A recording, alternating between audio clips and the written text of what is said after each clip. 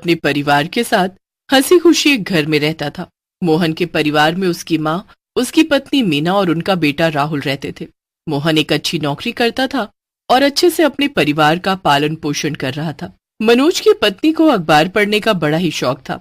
वो हमेशा काम से फ्री होकर खाली टाइम में अखबार पढ़ा करती थी। एक दिन की बात है जब मनोज ऑफिस के लिए निकल रहा होता है। मीना, जल्दी से मेरा खाना पैक कर दो, लेट हो रहा है और मुझे राहुल को भी स्कूल छोड़ते हुए जाना है। जी बस ले आई, ये रहा आपका खाने का डिब्बा। ठीक है, हम चलते हैं। मनोज और राहुल के जाने के बाद मीना घर का सब काम निपटा लेती है। उसके बाद वो अपनी सास को खाना देकर आराम से हमेशा की तरह अखबार लेकर बैठ जाती है। देखे तो आज अखबार में क्या क्या चटपटी खबर छपी है। मीना बड़े मन से अखबार पढ़ रही होती है कि तभी अखबार के बीच से एक पर्चा गिरता है। मीना उसे उठाकर देखने लगती है। अरे ये क्या है, जरा देखूं तो सही। मीना ध्यान से पढ़ती है तो वो उसमें एक पजल होता है और नीचे लिखा होता है कि इस पजल को क्लियर करने वाले को 4 दिन का फ्री ट्रिप मिलेगा। मीना तो ये देखकर बड़ी खुश हो जाती है। वाह, ये तो बड़ा बढ़िया ऑफर है, मैं तो इस पजल को यूं चुटकियों में सॉल्व कर दूंगी। मीना उस पजल को सॉल्व करके दिए गए पते पर भेज देती है। फिर 2 दिन बाद मीना के पास एक एनवलप आता है। उसमें एक चिट्ठी होती है जिसमें लिखा होता है कि उनका नाम ट्रिप के लिए सेलेक्ट हुआ है और उनको 4 दिन की फ्री ट्रिप मिलेगी। उसी एनवलप में ट्रेन की 4 टिकट्स भी होती हैं और उसके साथ पूरी डिटेल्स भी। मीना तो खुशी से पागल ही हो जाती है। वाओ, मुझे तो यकीन ही नहीं हो रहा कि मुझे फ्री ट्रिप मिला है। इसमें तो हम सबके लिए 4 ट्रेन की टिकट्स भी हैं। पर अजीब बात है, इनको कैसे पता हमारे परिवार में 4 लोग हैं? क्या पता ये सबको 4 टिकट ही भेजते होंगे। खैर मुझे क्या, मुझे तो फ्री ट्रिप मिल गया ना। अभी शाम को आएंगे तो इनको खुशखबरी दूंगी। मीना पूरा दिन मनोज के आने का इंतजार करती है और जैसे ही मनोज आता है तो वो बड़ी खुश होकर उसे सब बता देती है। अरे ये सब लोग पागल बनाते हैं, तुमको पता नहीं है कुछ? अरे पर एक लिफाफे में हमारे लिए 4 टिकट भी आई हैं, मैं अभी दिखाती हूँ। मीना मनोज को ट्रेन की टिकट्स दिखाती है। टिकट्स देखकर मनोज को यकीन हो जाता है कि मीना सच बोल रही है और सच में उसे फ्री ट्रिप मिला है। सब लोग ट्रिप के लिए बड़े खुश होते हैं। 2 दिन बाद उनको ट्रिप पर जाना होता है। मीना अच्छे से सब बैग पैक करके घर के बाहर रख देती है।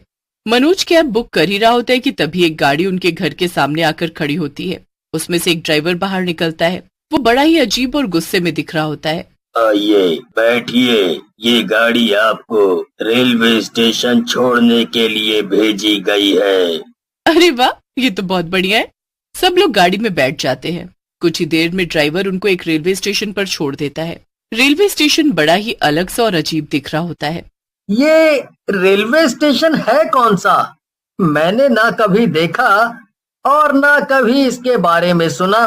ये नया रेलवे स्टेशन खुला है, आप जल्दी जाइए वरना आपकी ट्रेन ना निकल जाए।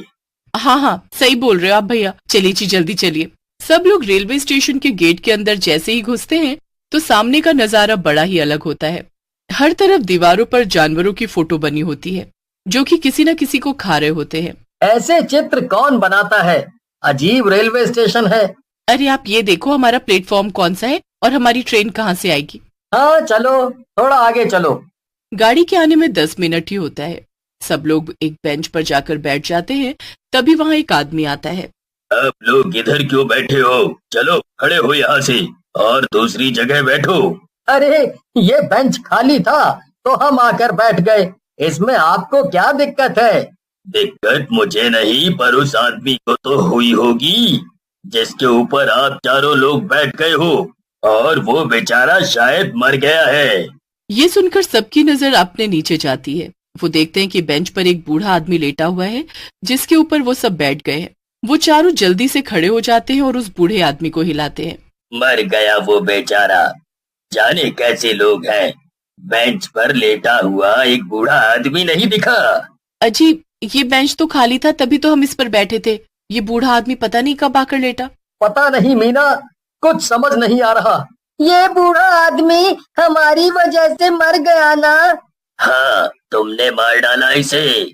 वो आदमी फिर एक दुकान वाले को आवाज देता है। वो दुकान वाला आकर उस बड़े आदमी को अपने कंधे पर डालता है और ले जाकर अपनी दुकान के फ्रिज में रख देता है। ये सब देखकर तो मनोज और उसके परिवार का दिमाग मीना, ये दुकान वाले ने इसको फ्रिज में रख दिया और देखो, इसकी मीट की ही दुकान है। ये कहीं इस आदमी को तो काट कर नहीं बेच देगा। अजी ऐसे मत बोलो, मुझे बहुत डर लग रहा है। मैं तो बोलता हूँ वापस घर चलते हैं, यहाँ कुछ ठीक नहीं है। पर हमारी ट्रिप? ये सब देखकर भी तुमको फ्री के ट्रिप की पड़ी है। चलो बैग उठाओ और घर वापस चलो। मनोज और मीना बैग उठाकर वापस जाने ही लगते हैं कि तभी सामने से उनकी ट्रेन आ जाती है। ट्रेन के आने के बाद भी वो वापस जाने लगते हैं। जैसे ही वो रेलवे स्टेशन से बाहर जाने की कोशिश करते हैं कि वहां खड़े दो आदमी उन पर गुस्से से चिल्लाते हैं। ये क्या मजाक है, वापस जाओ, तुम ऐसे वापस नहीं जा सकते। ये क्या बदतमीजी है, हमें नहीं जाना तो नहीं जाना, हमारी मर्जी। तुम लोग ऐसे हम पर अपना जोर नहीं चला सकते। अच्छा तो बताएं अभी तुमको हम क्या कर सकते हैं। दोनों आदमी गुस्से में आकर भूत में बदल जाते हैं। ये देख सबके होश उड़ जाते हैं। देखा पापा, यहाँ भूत है, मैंने बोला था ना आपको। हमें छोड़ दो, हमें जाने दो। नहीं नहीं, ऐसे कैसे, अब इस भूतिया रेलवे स्टेशन से तुम वापस नहीं जा सकते। हमने आपका क्या बिगाड़ा है, ऐसा क्यों कर रहे हो हमारे साथ? हम तुमको जबरदस्ती यहाँ नहीं लाए, तुम अपनी मर्जी से आए हो। यहाँ लोग अपनी मर्जी से आते हैं पर जा नहीं पाते। सब भागने के लिए सब दूसरा रास्ता देखते हैं।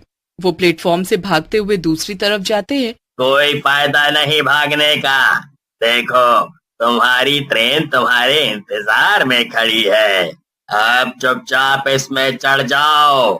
नहीं नहीं, कभी नहीं। इकट्ठे होकर इधर। कोई फायदा नहीं भागने का, देखो तुम्हारी ट्रेन तुम्हारे इंतजार में खड़ी है, अब चुपचाप इसमें चढ़ जाओ। नहीं नहीं, कभी नहीं, मैं अपने परिवार को कुछ नहीं होने दूंगा। मनोज अकेला समझ नहीं पा रहा होता कि आखिर वो उस भूतिया रेलवे स्टेशन से कैसे बाहर आए। चारों इकट्ठे होकर इधर उधर बाहर जाने का रास्ता ढूंढते हैं पर किसी को कुछ दिखाई नहीं दे रहा होता। पापा, अब क्या हम यहाँ से कभी नहीं निकल पाएंगे? नहीं बेटा, ऐसा मत सोचो, भगवान का नाम लो, वो हमारी मदद जरूर करेंगे। सब हाथ जोड़कर भगवान का नाम लेते हैं। फिर उसके बाद मीना अपनी आंख खोलती है। मीना उस पिलर के पास जाती है। उस पजल के नीचे लिखा होता है, इसे सॉल्व करो और घर जाओ, नहीं तो सामने खड़ी ट्रेन में बैठ जाओ। जी देखो जी, ये क्या है? बिल्कुल वैसी एक और पजल। हमारे घर जाने का बस यही रास्ता बचा है, हमें इसे सॉल्व करना होगा और बस तभी हम अपने घर वापस जा सकते हैं। पर ये पजल्स तो बस तुमको ही सॉल्व करनी आती है ना। हाँ, मैं कोशिश करती हूँ। मीना उस पजल को ध्यान से देखती रहती है। बड़ा दिमाग लगाकर वो उसको सॉल्व करने लगती है। डर की वजह से मीना का दिमाग भी काम नहीं कर रहा होता, पर वो सबको बचाने के लिए पूरी कोशिश करती है कि वो पजल को सॉल्व कर सके। इसे आज तक कोई सॉल्व नहीं कर पाया, जाओ ट्रेन में जाकर बैठ जाओ, कोई फायदा नहीं है। मैंने अपने परिवार को इस मुसीबत में डाला है तो मैं ही इनको बचाऊंगी और इस पजल को सॉल्व करके ही रहूंगी। मीना बड़ा ध्यान लगाकर आधी पजल सॉल्व कर लेती है। उसके बाद भी वो हार नहीं मानती। वो आंखें बंद करके पूरा ध्यान लगाती है और जैसे तैसे करके उस पजल को लगभग सॉल्व कर लेती है। अब आखिरी एक चीज बचती है जो मीना को बिल्कुल समझ नहीं आ रही होती। अगर मैंने इसे गलत भर दिया तो सब गड़बड़ हो जाएगा और मुझे नहीं पता कि इसमें क्या भरना है। मुझे पता है माँ, आप इसमें 4 नंबर भर दो। तुमको कैसे पता? अरे मुझे आती है पजल सॉल्व करनी, आप मेरी बात मानो और 4 नंबर भर दो बस। राहुल के कहने पर मीना आखिर नंबर 4 भर देती है और उसे भरते ही पजल से एक रोशनी निकलती है। रोशनी एक दरवाजे में बदल जाती है। ये दरवाजा हमें घर तक पहुंचाएगा। आओ माँ, आप सबसे पहले आओ। सब एक एक करके उस दरवाजे में घुसते हैं और जब बाहर निकलते हैं तो सब अपने घर के बाहर खड़े होते हैं। सबको ये देख इतनी खुशी होती है, वो जल्दी से अपने घर में जाते हैं और चैन की सांस लेते हैं। अब आज के बाद तुम कोई भी ऐसी पजल नहीं खेलोगी, समझी? और कभी किसी फ्री के चक्करों में नहीं पड़ोगी। हाँ हाँ, मैं समझ गई, मैं कभी ऐसा नहीं करूंगी।